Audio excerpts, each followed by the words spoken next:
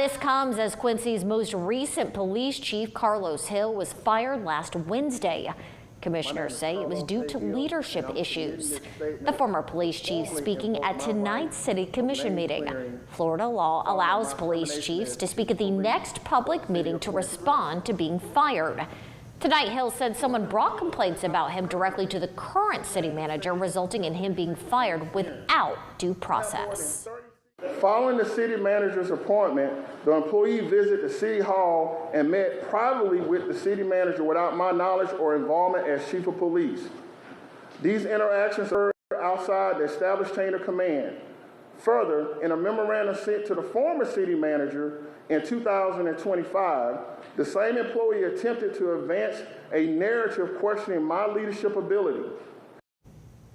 WCTV asked current city manager Roger Milton about Hill's firing after tonight's meeting. He declined to comment.